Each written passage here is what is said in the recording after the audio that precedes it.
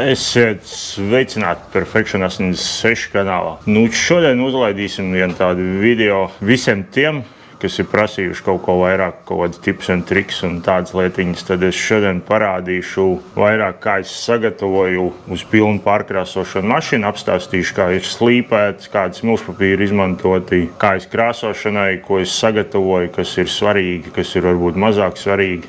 Tāds it kā centīšos maksimāli sīki izstāstīt par visu šo lietu un arī parādīšu procesu. Cerams, ka ja mums sanāks sagatavot laicīgi, jo arī dūris un vispārs lietas nokrāsošu arī pie reizes. Bet, šoreiz ņemsim, kā teikt, pašu kūzavu. Un tagad nedaudz pārtrauksim video un gribētu pateikt lielo paldies mūsu atbalstītājiem.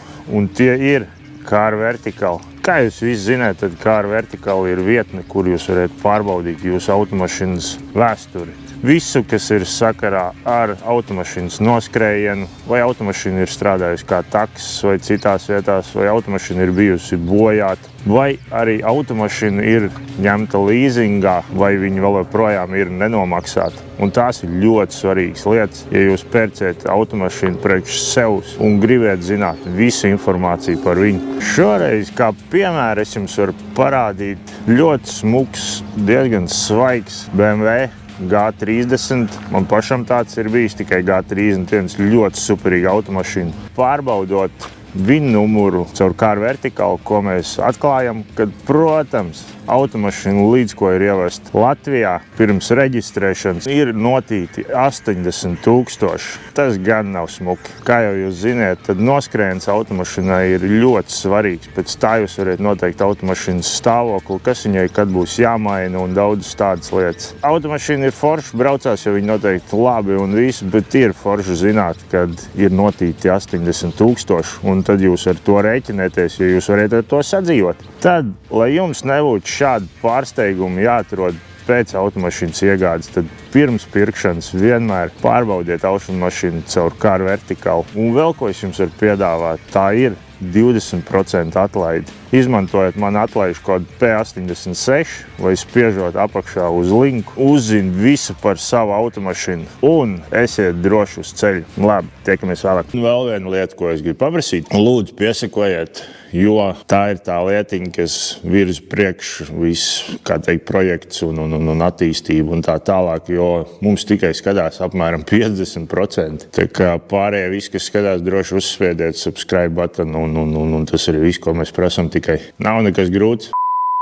Kā jūs redzējat, tad motora telpa jau ir nokrāsot. Šeit bija bišķiņ nepatīk, kā izskatījās. Saslīpējām, nokrāsosim vēl vienreiz. Tad kūzovs pa lielam ir viss sagatavots. Vēl arī bagažniekā ir jānokrāso. Un, kā jūs redzējat, šeit ir tādas arkas. Tā kā paplatinājumu. Šis Subaru ir īstais VRX STI un vispārējais, kas vien tur var būt. Tāds, samērā reciņš ir. Un viņam liek arku uzliks, kas ir Type C vai kaut kā tā. Es atvainojos, ja man sajūk, jo es neesmu baigais Subaru guru. Un jā, viņam būs pilns arī body kits, kas ir platāks. Vēl būs daži upgrade. Tas jau kaut kad vēlāk, tas noteikti nebūs šī sērijā. Pirmais, ar ko vienmēr sāk, kas ir krāsošanas, tas jebkur veidi arī buferi krāso vai ko, tad pirmais ir pārliecināties, lai detaļu vai kūzovs vai durvi vienalga vai kas ir tīrs. Tiešām tā, ka, tīrs. Tas arī, kad, ja te paņemsim ārā, tu viņu notīri, tu iestum iekšā, tu nevari viņu sāk krāsot. Jo viņi ir jānotīri kārtīgi, jānopūš visu, lai maksimāli visu sīkumu, kas ir nokrīt nost, vai tur puteklīts, vai vienalga kaut kas tāds, kas nav īsti ar acis redzams. Un plus vēl jāaptauko kārtīgi ir, jebkurā gadījumā, ja arī iepriekš ir ārā kaut kur aptaukots, tad tas ir jādara vienalga vēl pēc tam. Jo tās ir tādas lietas, kas ir ļoti svarīgas. Tas ir kaut kas bez mazai pielīdzināms, kā daktari strādā ķirurgi, kad maksimāli dezinficē un visas tās lietas, tāpēc arī krāsošana tas ir ļoti, ļoti svarīgi. Ko mēs sāksim, mums ir it kā ārā viņu nopūst visus, izdarīšu to vēl vienreiz, kad ir kamerā. Un pēc tam visu cauri attaukošu viņu ar speciālu attaukošanas līdzeklī. Un tad jau sāksim aplīmēt.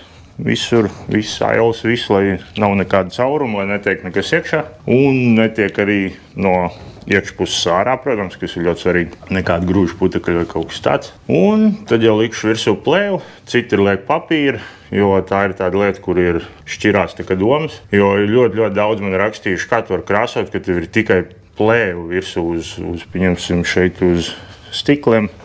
Durīm es visur tikai un vienīgi izmantoju plēves, neizmantoju grīz papīru. Un daudziem ir tā lieta, kad viņiem ir krituši, ir tādi, kad krāsa sāk lekt no tās plēves, bet man tas notiek tikai varbūt nākošā dienā, ja tu viņu sāc aiztikt ritīgi.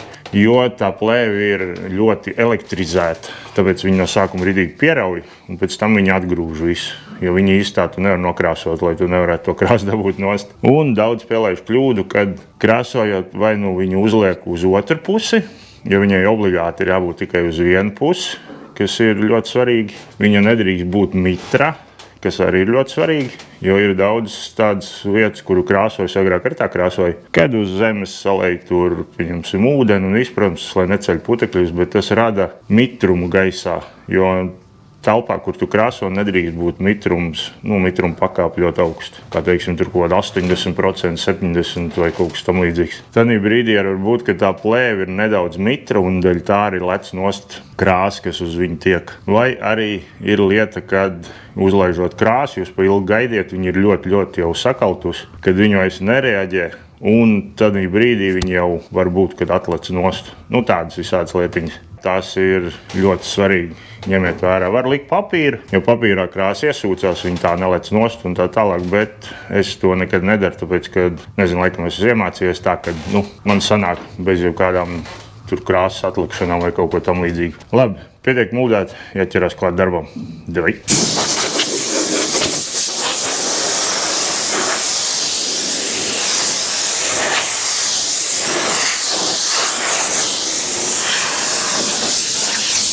Ķeramies klāt tagad attaukošanai. Man ir tāda speciāla papīrīša, ka teikt, viņš arī var izmantot jebkādu veidu lupati, galvenais, lai ir tīra un nav asa viņa. Tāda. Un nevar būt sintētiski arī, ja ne, tad nevar kārtīgi noslaucīt, jo šī tā forša uzsūc un vienmērīgi izsmēra.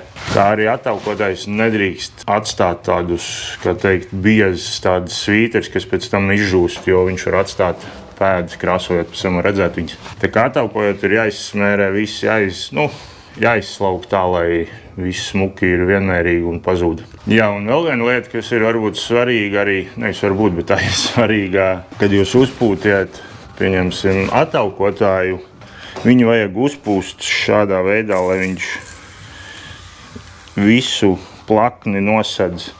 Un pēc tam arī pēc tāda brīža uzreiz tīrīt nost, neļaut viņam izžūt pašam. Un obligāti arī pūst šādā veidā, jo viņš visus tos netīrums, kas ir silikona un tās mazās lietiņas, viņš viņus paceļ uz augšu. Un ja tu viņus atstāsi un viņš šidā nožūs, tad tas nozīmē, ka viņi pacelsies, pēc tam nolaidīsies apakaļ un tajā vietā pat tev vēl grūtāk būs nokrāsot. Tā kā jā, tas ir ļoti jāņem vērā un jācenšas visu smuki noslaucīt, lai nekur nekas nepaliek. Attaukotāji ļoti ātri žūst. Jā, to ņemiet vērā, nedrīkst atklātā saulē, jo tad tur nekas nesanāks. Viņš ātri nožūs un tur vēl sliktāk var būt nekā bez viņa. Tā kā jā, tāda lietiņa.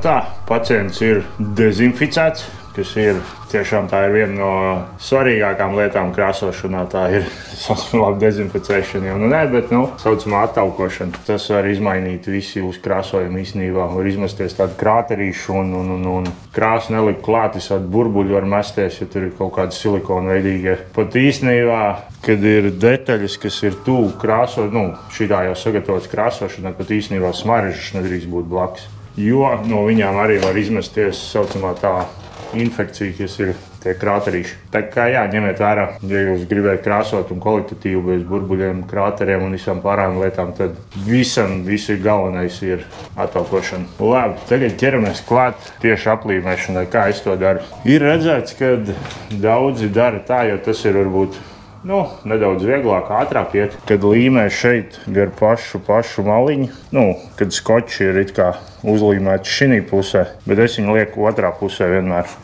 Un tad sanāk, es nokrāsoju visu ideāli, bet tā, ja tu līmē ārpusē, tad šeit paliek tāda, maziņa kantīte, kas ir grunta. It kā ir nekas traks, tur pēc tam uzliek gumiju, neviens jau neko neredz, bet es nezinu, man liekas, ka estētiskāk ir krāsot tā, kā vajag, lai ir ielīmēts iekšpusē.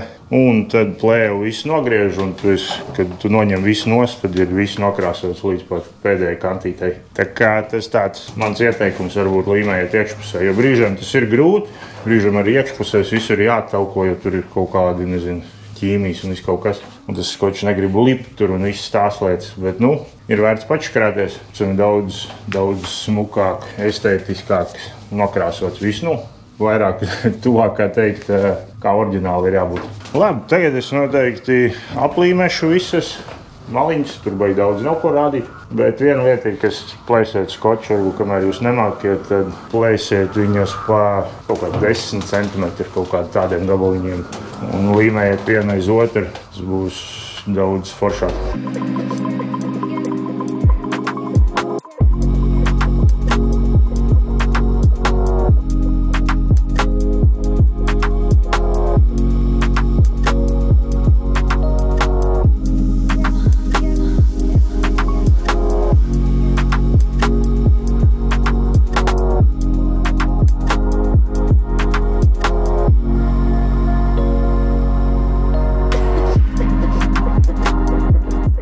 Tā, esam aplīmējuši. Pagaidām izskatās viss ļoti labi. Kā jūs redzēt, tad viss ir no iekšpuses. Tad līmēsim te plēvu, tūlīt parādīšu, kā tas notiek.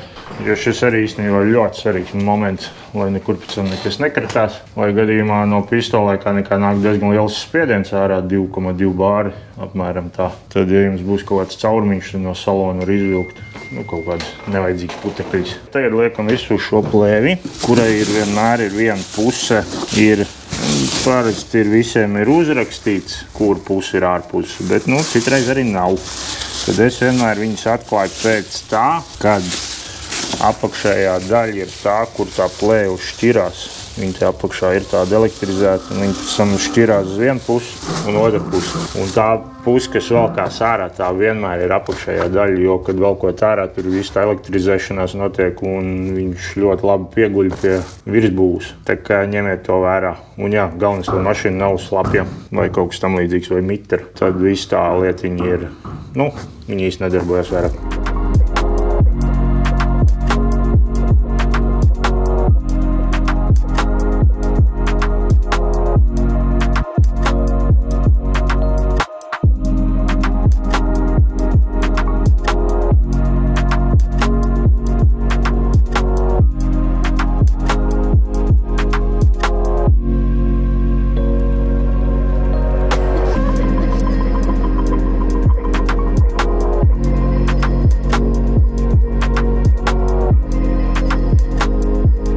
Tagad, kad mums visi aplīmēts, it kā varētu tagad sākt pūst, bet nē, vēl nevar. Vēl jāpāriet pāri visam ar šo lipīgo tādu saulīti speciālo, kas noņem visādas putekļus un ja negadījumā atkal kaut kas ir virsū. Jo, jā, liekas, ja tev gadījumā tur kamera, tad jau tev vispār viss tur ir, nezinu. Karoči vairāk nekas nav jādara, tikai jāpūš. Nē, tāds nav.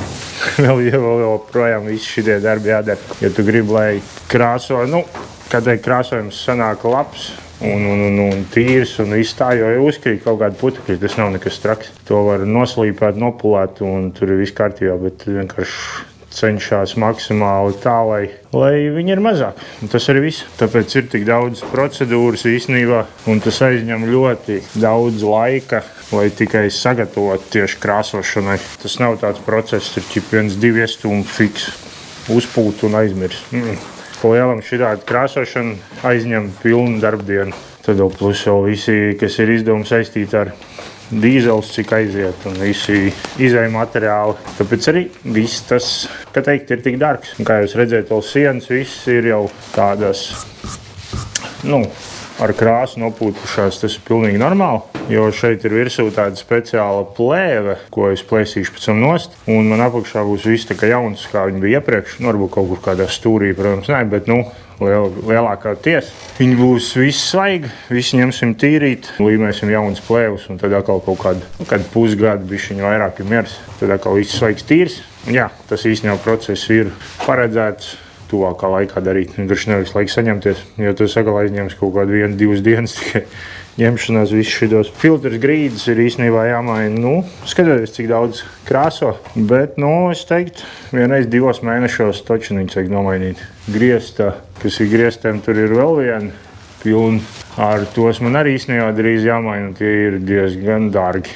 Tur diezgan daudz simti par viņiem. Tā kā tie man arī jāmaina, bet tos maina rētāk, jo pa turien nāk praktiski tīris gaiss iekšā tikai. Tā kā, viņi tik ātri nepiesmērējas. Tā kā īstenībā, ja kādam vai interesi var uztaisīt video par šo pilnu apkopu, kāds noteikti, nekas tur boigi inčīgs tāds nebūs, bet, ir ko paskatīties katrā gadījumā, kaut kas savādāks. Labi, tad pietiek purkstēt, jānoiet visam pāri, un tad jau pūšam krāsu.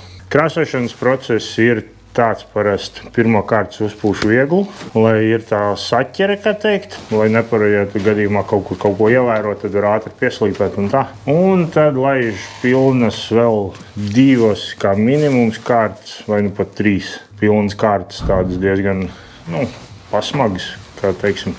Un tad jau ik pa laikam arī pārējām katrai kārtai pāri ar šo salveti. Noņemam visādi sīkumiņus nost, un tad pirms lakošanas atkal pārējām ar šo pāri visus pārliecinamies, kad viss ir čotka. Ja tu uzlakos kaut kam virsū, tas tur būs vienmēr. Nost viņi nedabūs īsti, ja tas vienīgais neuzkrīt uz lakas. Ja tas ir zem lakas, nozīmē, ka tas ir viss, viņš tur paliks. Un tad mauksim virsū 2 pilnas smagas kārtas ar laku, un tad jau vajadzētu būt visam pasmuko. Labi, gaidām rezultātu un ceram, ka viss izdosies. Pasmuko.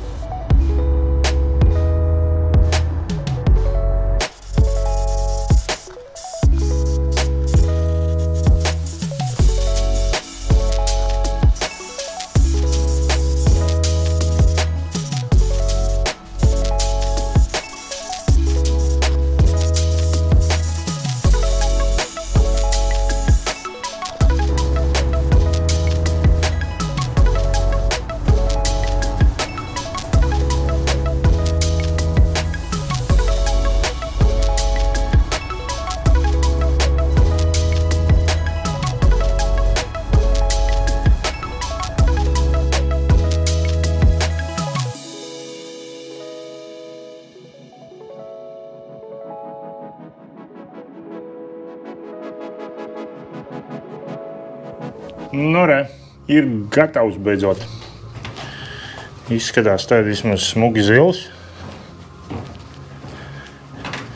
Tā kā Subaram īstam jābūt ir, jo šī ir tā vispopulārākā krāsa, bet šī ir tā īstā kaut kāda tur VRC vai kāda tieši tā gada krāsa. Šitā nav tā, ka citiem Subaru ir. Te ir kaut kāds Skots bišķi savādāks, bišķi tons čučut savādāks, bet ļoti līdzīgi. Bet čučut ar savu odziņu. Tā kā jā, sanāca samērā īstenībā labi, jo, kā jau es teicu iepriekš, tad visi tie sagatavošanas darbi ir ļoti svarīgi priekš kvalitātes. Tāpēc brīžiem ir vērts patērēt vairāk laiku, sagatavot visu notīrīt, nekā pēc tam visus tos grūžus tur slīpēt, pulēt. Un, ja viņi ir kaut kur dūri ailēs iekšā, tur ir ļoti grūti tikt galā ar viņiem. Tā kā vienmēr cenšos patērēt vairāk laika, lai būtu labāka kvalitāte. Es domāju, ka diezgan labi izskatās. Kaut īstenībā es redzu, kamerā viņš izskatās nedaudz tumšāks kā ir. Bet, tas tā. Tas šo arī noteikti mēs video beigsim un droši skatīsimies pēc jūsu atsauksmes, pēc skatījumiem, laikiem un komentāriem, vai mēs turpināsim šādu veidu rubriku, kur es tieši konkrēti parādu, kā tas darās, ar ko tas darās un tā tālāk. Vai arī, kā iepriekš ir likt daži līdzīgi video, tad skatījumu nav diezko daudz, ja godīgi. Un tad arī, protams, ka nav liela interese viņus taisīt, jo nevienam tas neinteresē. Tā kā, iemetiet komentu, kā jums patīk šitas, vai jūs arī to nodarbojaties, kādu mašīnu jūs gribētu pārkrāsot un visas tādas lietas, jo tas ir ļoti interesanti palasīt komentāros, kāds kuram ir intereses un kas kuram patīk un tā tālāk. Labi, ar šo arī beidzam un tiekamies nākamajā video. Davai, čau!